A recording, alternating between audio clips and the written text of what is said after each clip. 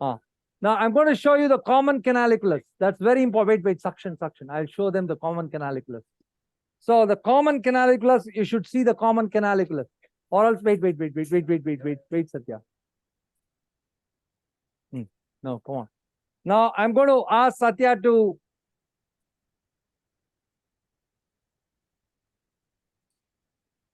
Okay, ready? Wait, now. Inject. Can you see that, my dear friends? Yes. Yes. That's antibiotic. That's antibiotic solution. Okay. See how nicely you can see that fundus of the sac, beautifully open. And now I'm just going to close. See how many minutes did we take? It's around 15 minutes, maybe, or maybe even less. So this is how we do the DCR, absolutely atraumatic. And that bone is covered with, we don't pack this nose. Give me the ointment. Give. So there's no pack at all. No pack. See, there's no bleeding, there's no pack. Local anesthesia. So, give me this one. Ball pro. yeah, this is under local anesthesia during the surgery. There's no, we don't pack it at all. You don't need to pack it. You see here, this goes and covers the, hey, give me, there's a small gauze piece over there. Flexly, please. Can you see how the bone has been covered? Yes, that's great. So what antibiotic flush was used? Which antibiotic? Wait, I'm going to show you that antibiotic. Give me that. Chloromycin. Okay, thank you. See that. Just a minute. See, that's the lumen which I've opened, and that will go over this. This flap comes and covers this. So we have two mucosal flaps which are being covered. That's the lumen.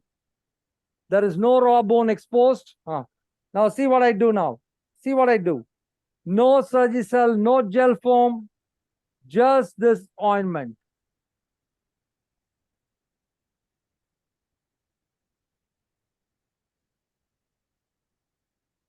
Finish. Thank you very much. Okay, thank you, Dr. Jankiram. And we'll be back to you when you're with your CSF leak. So the next case for Dr. Jankiram is endoscopic closure of a CSF leak. They're going to inject the fluorescein when the patient's getting ready. So in the meantime, we'll join back to Professor Castelnuovo in Varese, Italy, where he's dealing with ascitic neuroblastoma, which is involving the skull base. So join back to Professor Castelnuovo. Thank you.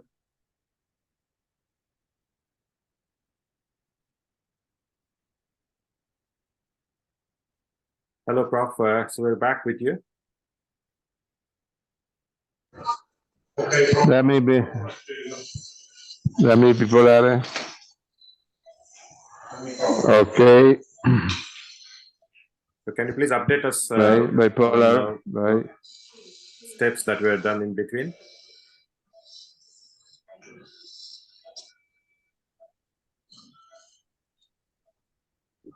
Sì, ma dammi trapano.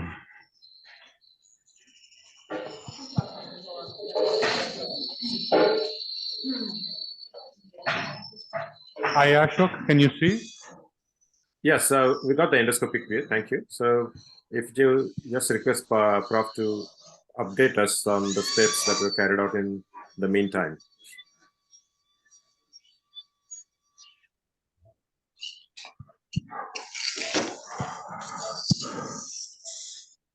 We are making the posterior inferior border of the resection at the level of the basis sphenoid. Okay. With the posterior mucosa of the septum. Dammi una... Ma che cazzo ha fatto? Sì, dammi la bipolare. This is a bleeding from the palatovaginal artery. Right. Below the sphenoidal ostium, the upper part of the rhinopharynx. Thank you.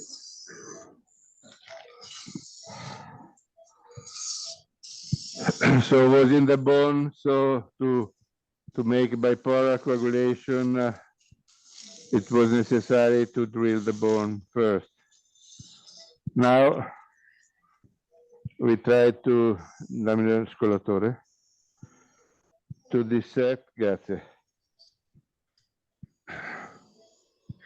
I cut the mucoperiosteum of the septum and I make the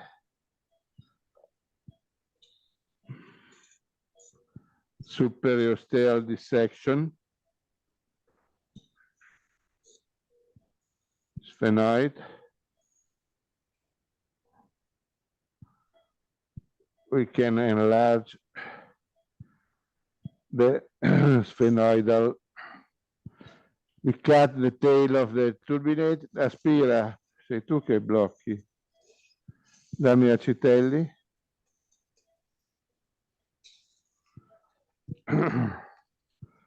Now we enlarge the sphenoidotomy.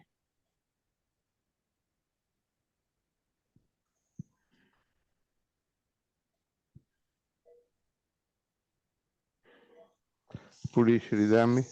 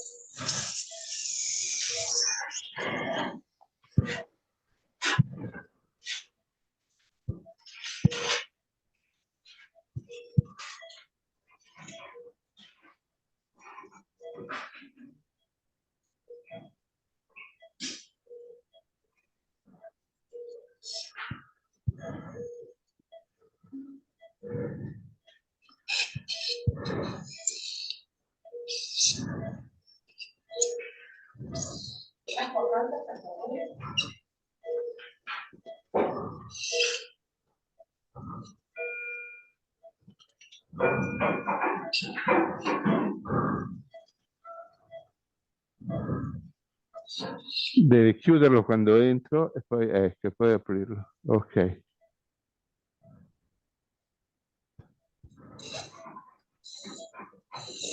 The Prof is now elevating the mucoperiosteum over the septum. Mucoperiosteum of the septum, yes. Now we control the anterior U-shape upside down incision to go ahead with the superiosteal resection.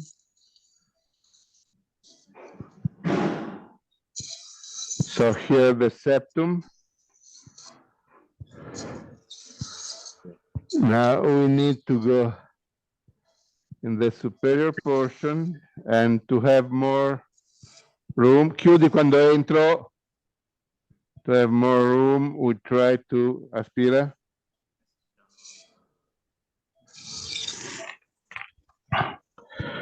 Dai quella grossa, doppia curva. We try to detach the mucoperiosteum above the axilla of middle turbinate.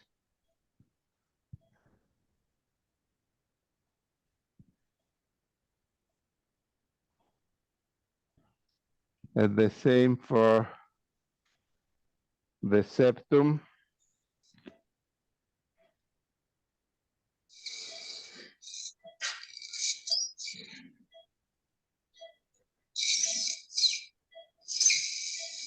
Beaver curvo. We have to reach the top, and we try with the cold knife the beaver to reach the superior edge.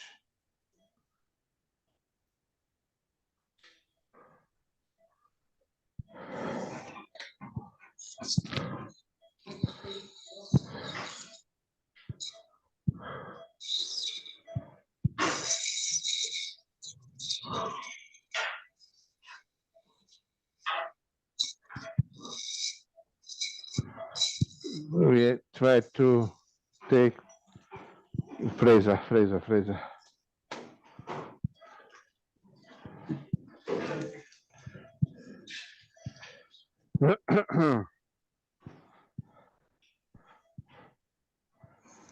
We try now to get more room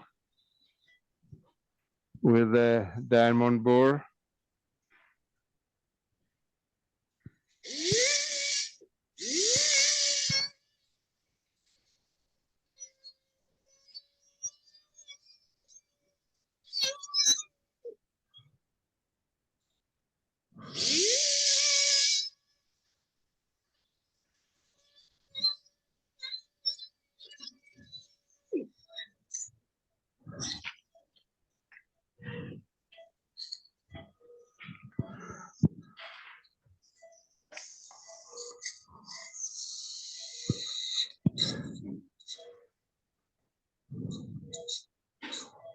Dammi ancora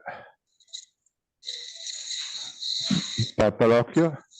The Papyraceae is already exposed. This is the sac. So following the sac, we can reach the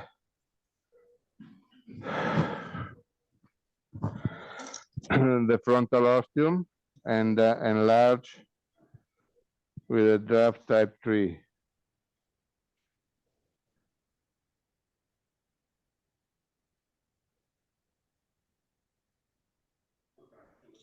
So using a lacrimal sac as a landmark to get to the frontal. Is that right, Prof? Yes.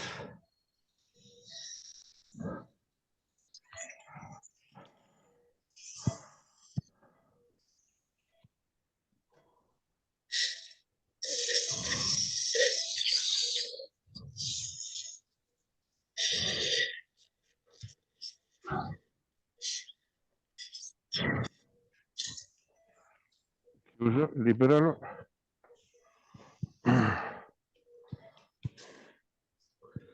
So we'll be looking for, what landmarks we'll be looking for along the skull base now? So for a frontal, this is the sac. This is one landmark for the frontal sinus. The other landmark are the first olfactory fiber or the first septal branch of the anterior ethmoidal artery. Thank you. So now despite the bleeding, you see the frontal is there. Dammi il funghetto.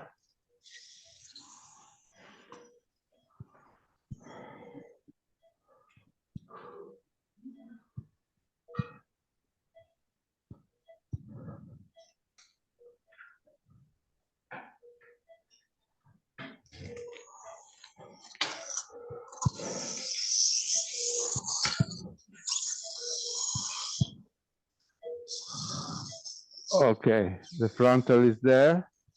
And now this is the septum. And now we drill out the mucosa there.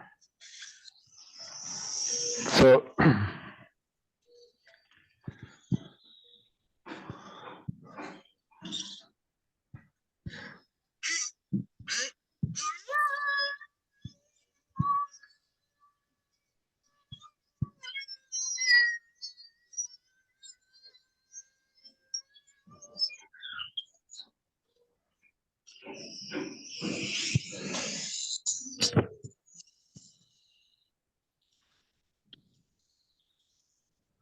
now we have to enlarge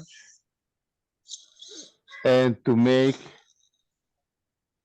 dammi la numero, scusa, la 4 piccola.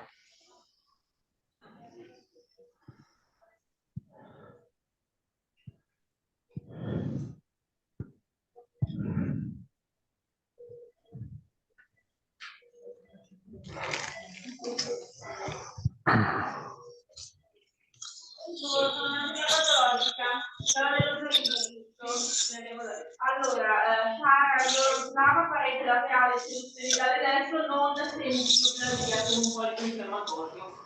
Grazie. Dammi il laser.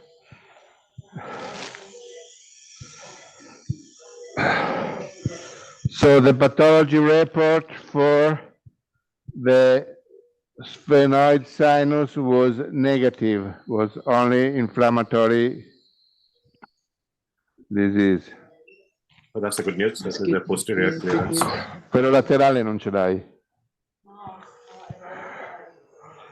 È possibile non avere il laterale, maledizione. Cosa ha chiesto Pisto?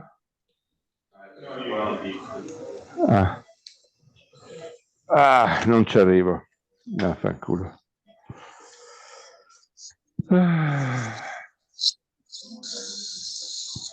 Okay, so now we have to drill there. Now we have to make a draft to be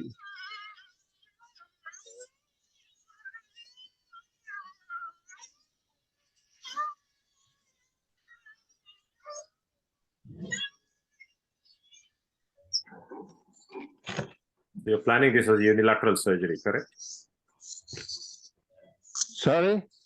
Are you planning this as a unilateral surgery, or are you opening it on the other side as well, into the septum?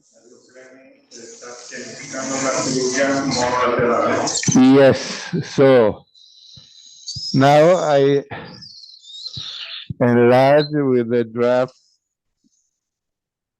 to B. Now I have to cut here the mucoperiosteum. Dammi la numero 3 tagliente piccola. Now, no, da frontale, scusa. So the program is to perform a monolateral resection of the skull base and to use for the reconstruction the flip flap. So the contralateral mucoperiosteum.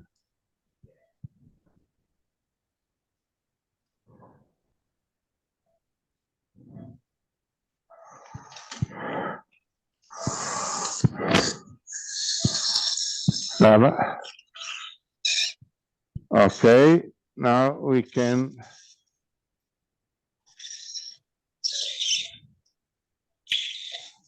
So you've exposed that from lamina to septum.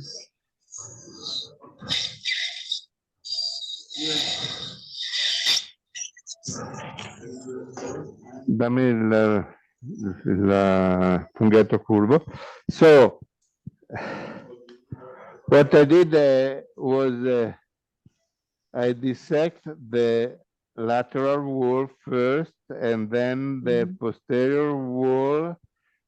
And now we make the draft to B to have the anterior door for the skull base. So you see, we have, this is the bony of the septum. This is the frontal sinus, the first fovea, and ethmoid is inside. So we don't enter, we don't violate the ethmoid, but it is a basta acqua. It is a, fammi aspirare qualcosa, c'è troppo sangue. It is a centripetal resection. Sorry, we have too much blood, and probably it's quite difficult to see what we are doing. Dammi.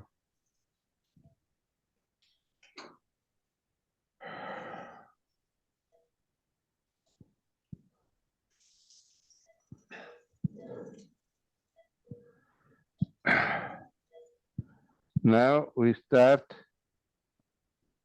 to push posteriorly the mucoperiosteum, and we start to cut the olfactory fiber. Dammi la 3 o la 2.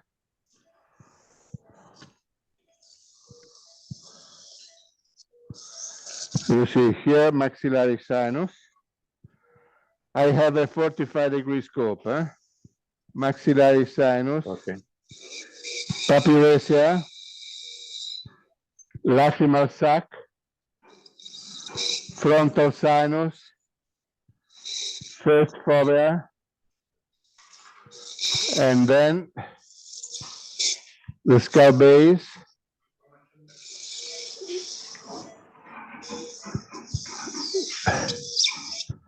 and there is one cell. Scusami.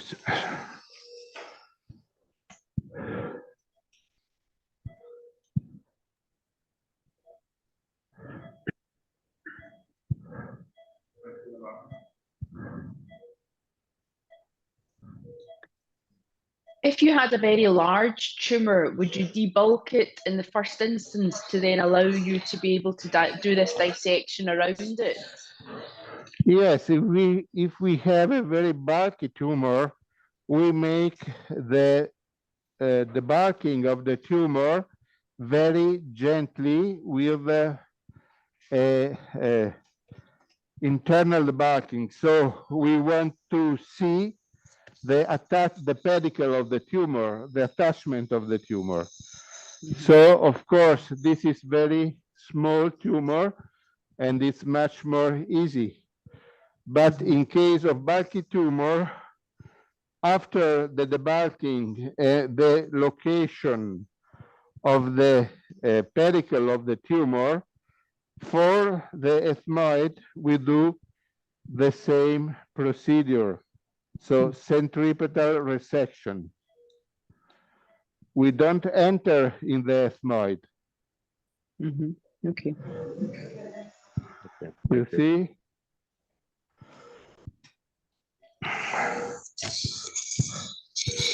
There was a cell. We open, and this is skull base. Still, there is some mucoperiosteum there. And we now collect. Dammi ancora la 4 piccola, sì.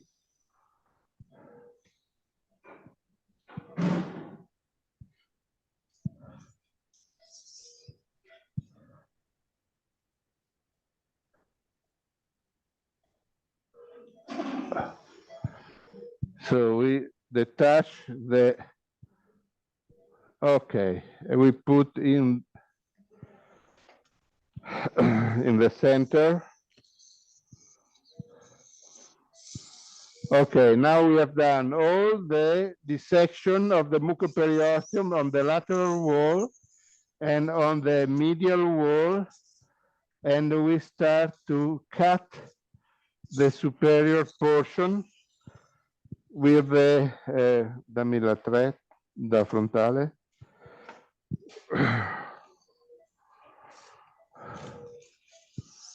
With the olfactory.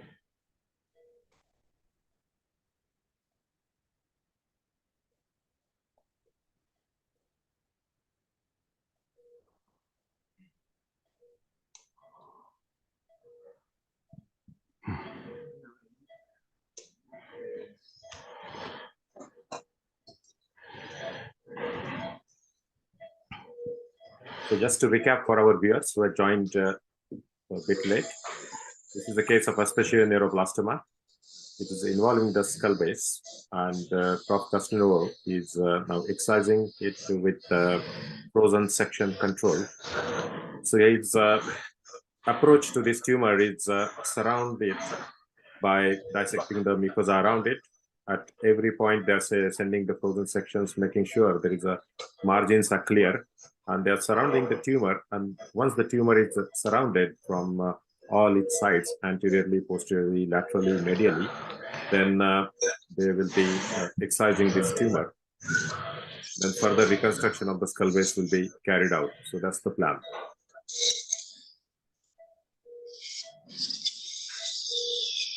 So this is the interesting part, being a live surgery.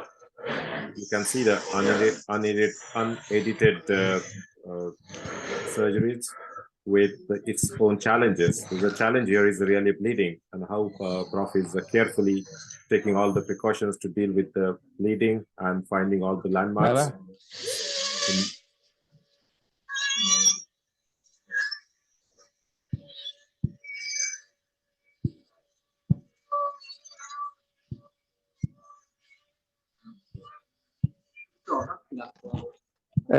Si è alzata l'acqua troppo.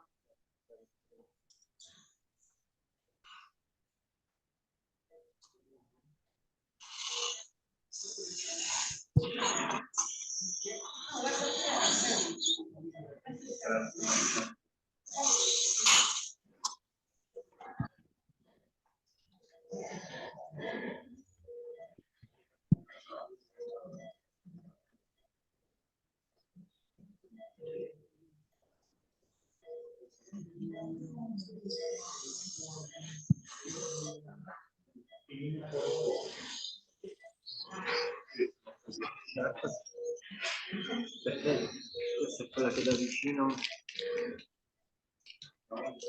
Pulisci?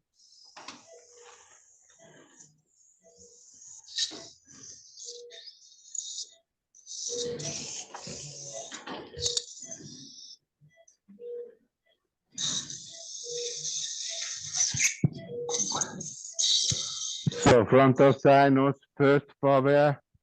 Here is the attachment of the medial turbinate. This is the vessel, and this is the olfactory fiber. Vessel, this is the septal branch of anterior ethmoidal artery. You see the anterior ethmoidal artery is right there. This is the anterior ethmoidal artery. And this is the septal branch, and behind the septal branch start the bipolare, start the olfactory fiber. Ok, vai, coagula. Aspira. This is the anterior ethmoidal artery, coagula.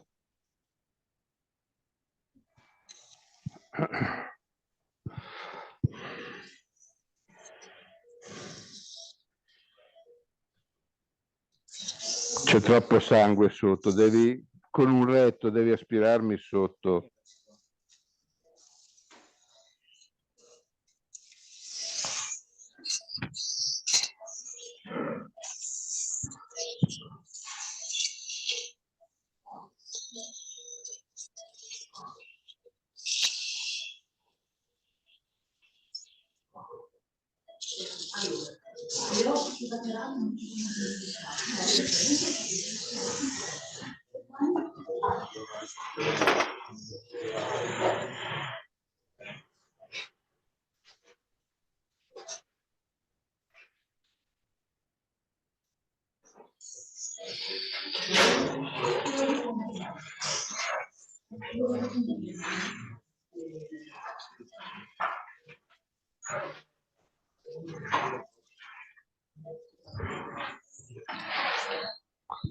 Rimettimi lo scollatore.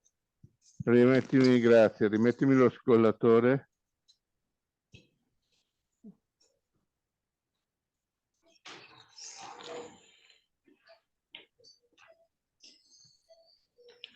No, è piegato dall'altra parte, Terry.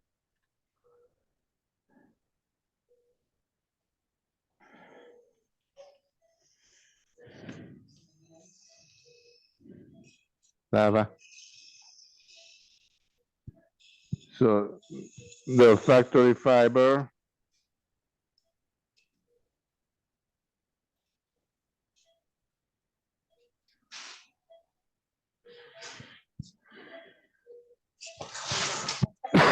Sì. Grazie, adesso la cambiamo.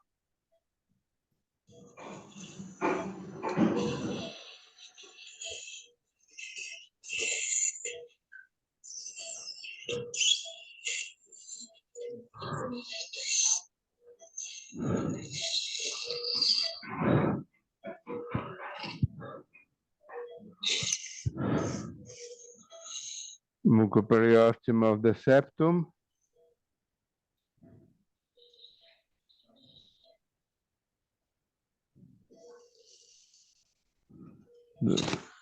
Bipolare.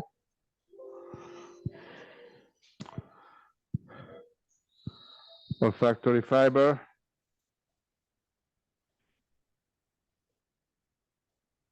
Dammi la tagliente. La treda frontale.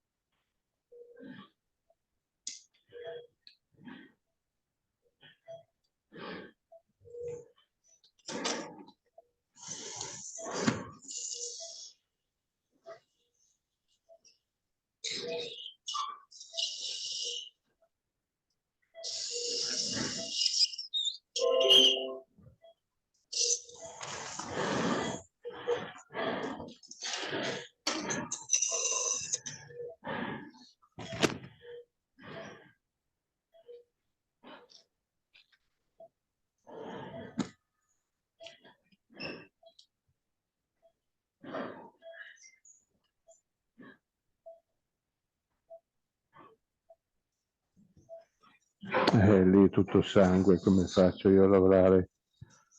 Come faccio a lavorare con tutto sangue così, ragazzi? Porca.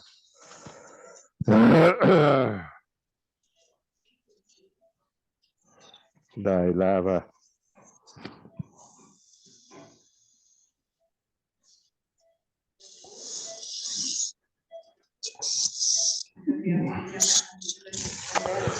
Dammi un cotonino da neurochirurgia. The problem is the bleeding in this case. That still we have too much bleed.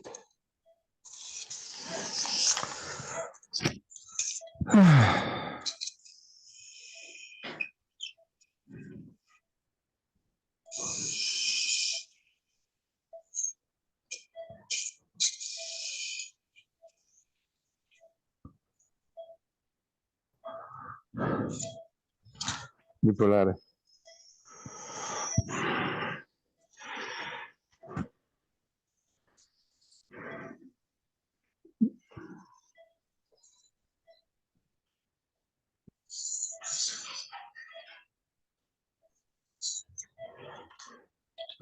Dammi un cotonino.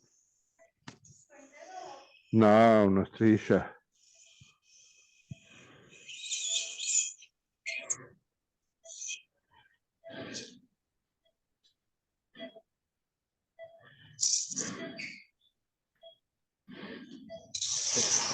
Dammi lo 0. I change with the 0 degree scope now. Okay. And I try to push down the tumor. C'è quella più grossa? La 1 più grossa.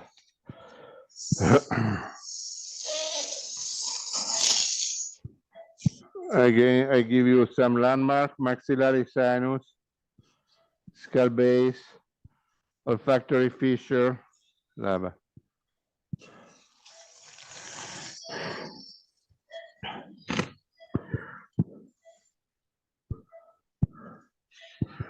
The tumor I push in the sphenoid.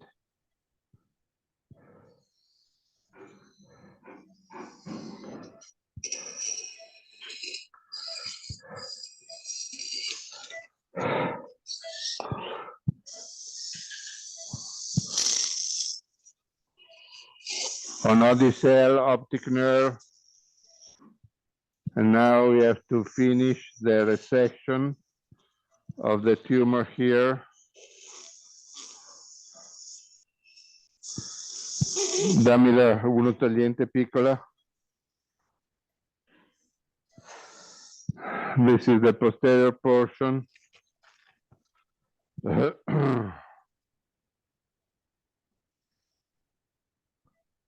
Of the basal lamella of ethmoidal turbinate.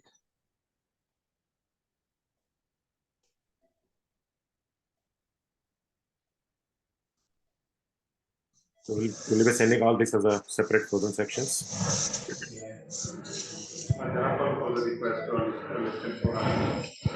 This, yes, of course. Now all this will take in one play, in one block,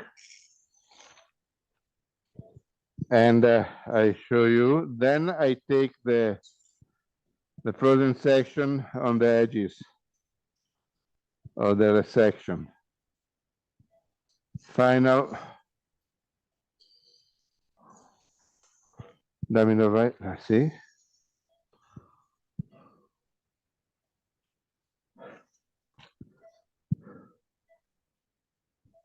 Devi respirarmi, devi stare dentro a aspirare, dove cazzo sei in vacanza?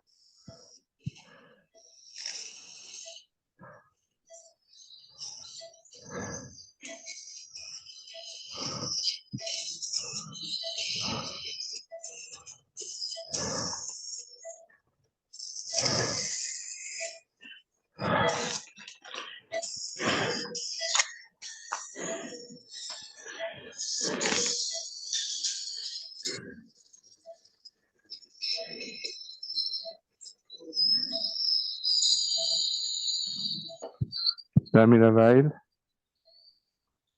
Velina vetta, sì.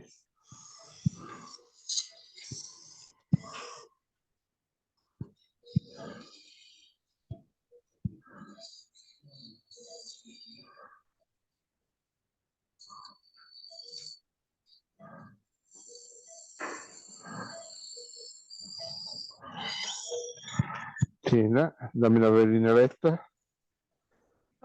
Sì. Ah. Sì, quello lì deve andare come estemporanea per sull'olfattoria. Now I take the, dammi la velina curva.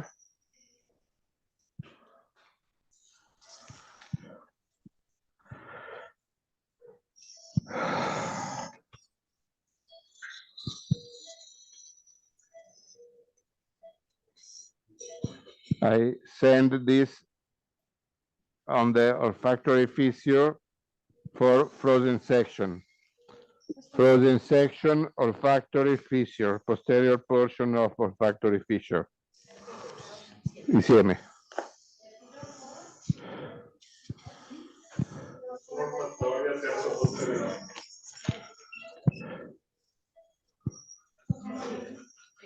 Lava.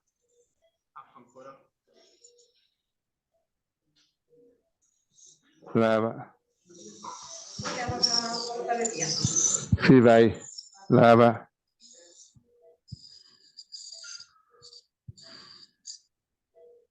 Dammi ancora la 1.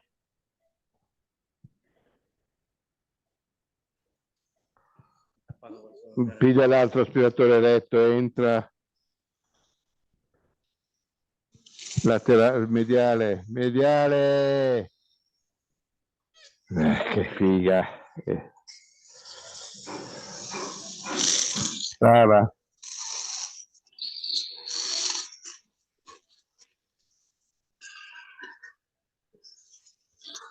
Ok, adesso dammi la vai grossa.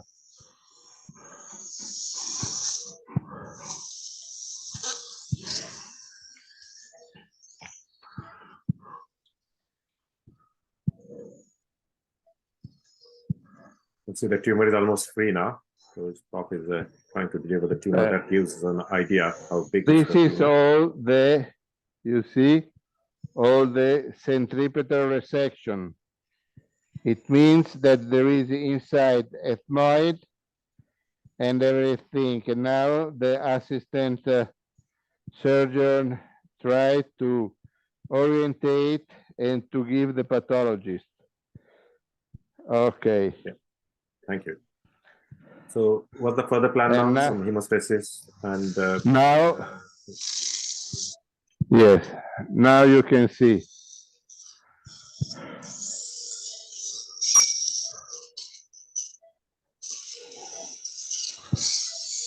Maxillary sinus, sphenoid, onodi, optic nerve, and olfactory fissure, frontal sinus, Now the program is to drill out the olfactory and make the opening of the skull base and resect the dura and the olfactory bulb. So the free margin resection, when the tumor is attached to the bone, the free margin resection is the soft tissue behind the bone. So the tumor was attached to the olfactory here, but the bone is still intact, so there is no dura invasion. Okay, good. And in this case, it's a revision surgery. He was already operated on, so I don't want to take any risk. And my free margin resection is the dura and the olfactory bulb. Okay, thank you, Prof. So while you are preparing for the anatomy, we'll briefly visit now to Dr. Jankiram. Again, he's getting ready for CSF leak, and also keep us posted. We'll keep an eye at sometimes we'll join you back for drilling of the skull base and further excision. So thank you. So that was a wonderful demonstration so far by Professor Paolo Casanova. Look at a beautiful. Sorry for interrupting you, but there is a very beautiful anatomical. You see the anterior smaller artery, and yes. Look at the division. Before entering, there is the division with the septal branches. Look, I never saw so clearly. Yeah, we hardly see this, isn't it?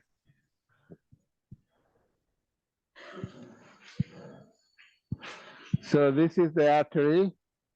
Yeah. And this is the division. The trunk for the skull base and the trunk for the septum. Septum. Okay. Thanks. Septum.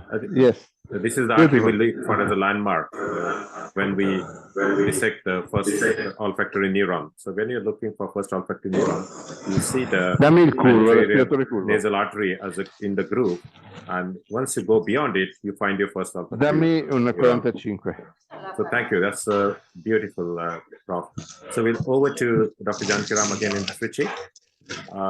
So far, he has wonderfully demonstrated chronic rhinosinusitis with nasal polyposis, and then left-sided DCR, the patient had a dacryocyst. So we saw that dacryocyst was nicely open, and all the bone was covered with the flaps. And he's ready with this further case with the CSF leak. So over to Dr. Jankiram. Hello? Hello? Bella. Can you hear me? Yes, I can hear you, Dr. Jankiram. Yes, please. Okay. So thank you and welcome back. And so you have now seen polyposis, DCR. Now we are slowly moving on to the skull base. Already I've seen one skull base surgery by Professor Castelnuovo, a fantastic professor from Varese. Very nice friend of mine too. And now we are going on to skull base. And this is a very, very interesting case. The reason why we posted this case was the nature of the case. This lady presented to me with CSF rhinorrhea around 2 years back. And at that time, she had CSF rhinorrhea from the right nostril, for which we did an MRI, and MRI showed signs of benign intracranial hypertension. And I got a neurosurgical opinion, and they also confirmed it. The ophthalmologist also said that there is a problem with the fundus. And so what we did was we repaired the leak and put in a thecoperitoneal shunt. This was done around 2 years back. Now the patient is all right 2 years, and now she's come back with a leak from the left side, and over to Dr. Monica to present the case, and then I will take over from there. Thank you. Good afternoon, everyone. I'm Dr. Maunika, fellow at Royal Pearl Hospitals. Coming to the third case.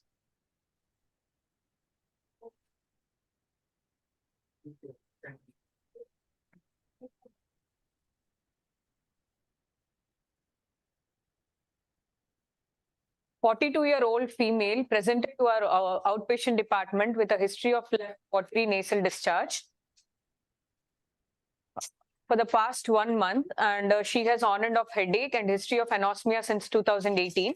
Coming to the past history, she was operated for endoscopic CSF leak closure in 2018 with the thecoperitoneal shunt and comorbidities, and she's a hypertensive and on treatment. Coming to the examination findings, in the nose, there's a high septal deviation to left side with left inferior turbinate hypertrophy, and oral cavity, oropharynx, no abnormality. In ear, bilateral tympanic membrane intact, and videolaryngoscopic findings, no abnormality. I hand over mic to Janakiram sir for this detailed discussion of the MRI of patient. Okay, so what are the investigations we would like to do for a case of CSF rhinorrhea? So basically, there are two kinds of investigation. One is a non-invasive investigation. Second is an invasive. So non-invasive, we do a HRCT with a heavily T2 weighted MRI. And we always do an MRI for a case of CSF rhinorrhea. Let us take it this way. We can substantiate it along with intrathecal contrast CT or gadolinium, contrast MRI. So basically, why do we do an MRI? MRI is done to rule out BIH. So benign intracranial hypertension, a fat female of 40, when she presents to us with an idiopathic leak, we always think about BIH. So what are the symptoms we'll have to ask? Number one, ask for headache. Number two, ask for blurring of vision. Number three, ask for pulsatile tinnitus. Number four, ask for double vision, diplopia. Sometimes patients can present with a seventh nerve palsy. We have seen patients with seventh nerve palsy. And tinnitus, very often they complain when a patient has BIH, severe headache. Now, whenever we do an MRI, we find what is called the modified Dandy's criteria. So you know that if the pressure of the CSF is greater than 25 centimeters of water, when we do a manometry, then the patient is diagnosed as a BIH, benign intracranial hypertension. And apart from that, you should rule out two important things. Number one, you should look for an MRV. MRV should show, it can show a narrowing of the transverse sinus, or you can find a clot in the transverse sinus. We have found two cases like that. And then you have to stent the sinus. So it will not be all right if you close the leak. So apart from that, what are the features in MRI you will look for? So I'm going to show you that this MRI shows you all the features which you want to see. I'm going to show you that.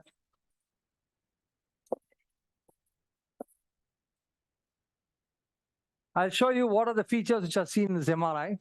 Always take a T2 weighted MRI and also axial and coronal. Let us look at the axial. So what are the features you look for in BIH? Number one, you see the tortuosity of the optic nerve. You can see the tortuosity of the optic nerve. There's a perioptic cupping, very, very important, perioptic cupping, tortuosity of the optic nerve. And here, the moment you see it's an empty sella. Empty sella. Empty sella doesn't necessarily mean that it's a BIH, but definitely one of the features. And then you see the Meckel's cave. The Meckel's cave is dilated. You can see the Meckel's cave is dilated. And if you look at the ventricle, you can see that a slit-like third ventricle. You can see that ventricle is slit-like. So what are the features? Number one, again, I repeat, perioptic cupping, tortuosity of the optic nerve, dilatation of the Meckel's cave, empty sella, slit-like ventricle. So these are all features very, very suggestive of BIH. And then we do a manometric study. and see if the patient has got a increase in pressure. But that is there's a little fallacy. Why? Because you can have a false negative sign, because the patient is leaking actively from the nose and you might not get a high pressure. Okay. Now looking at this right side, we have covered the leak. Left side, you can see the leak here. In the level of the cribriform plate, you can see that very clearly at the level of the cribriform plate.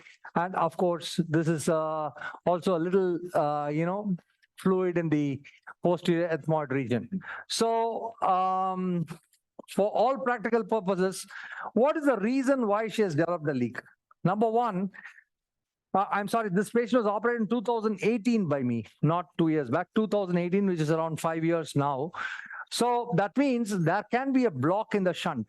So we are going to revise the shunt in this case, as well as close the leak. So this is what we have planned for this case.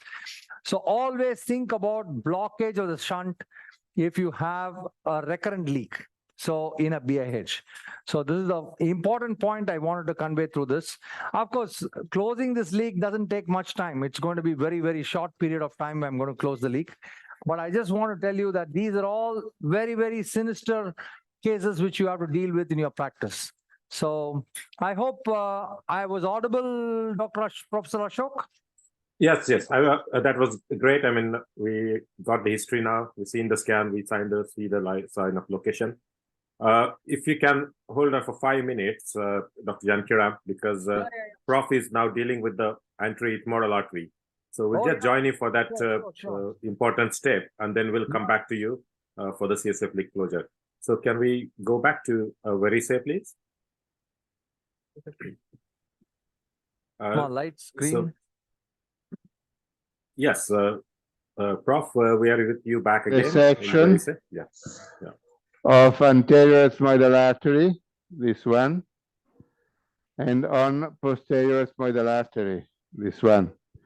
So the landmark: onodi, sphenoid, lateral CR, optic nerve, posterior ethmoidal artery, cauterize and cut it, and anterior ethmoidal artery, cauterize and cut it.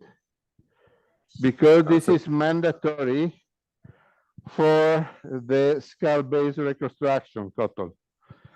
Because when we put the second layer of the skull base reconstruction, we need to make the dissection. You see the skull base, metafocal. And I cannot dissect the dura like in this moment if I have the artery. So cut the artery is mandatory to make the dissection of the dura. And this is very important for the reconstruction. We use a multi-layer reconstruction. The first layer is 30% bigger than the dura, and it is inserted in the epidural space. And the first one is inserted intradural. The second one, that is the key important, is inserted in the epidural space. But the epidural space has to be dissected largely over the roof of the orbit, and for doing that, we need to cut the anterior and the posterior ethmoidal artery. So any tips on the dealing with anterior ethmoid artery, Prof? Because that's one thing that all the rhinologists are scared of. So most of the general rhinologists, that anterior ethmoid bleeding. So you can see the Prof has nicely, beautifully delineated the artery and secured it with the bipolar. So any tips on how to deal with anterior ethmoid artery? So for instance, the anterior ethmoidal artery was very easy because it was out of the bone, but to make coagulation of the posterior artery, I have to drill the bone because the artery is inside the bone. So I drill with a small diamond bore and then make the coagulation. If you coagulate and cut the artery never enter in the orbit. It's not, never happen. You have not to strip the artery. This is the problem. The retrobulbar hematoma we can have when we pull the artery and strip the artery. So the rupture of the artery inside the orbit provoke a retrobulbar hematoma, and then the amaurosis for the stretching of the optic nerve. Dammi il zappetta, sì?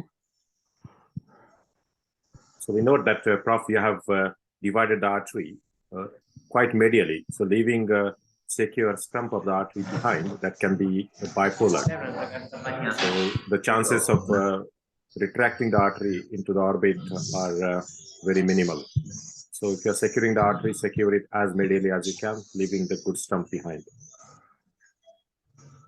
And then we do perform the dissection of the epidural space with this curved instrument, but we prefer to use a cottonoid just in front. I show you later. Now, I want to have first the landmark of the contralateral sphenoid sinus.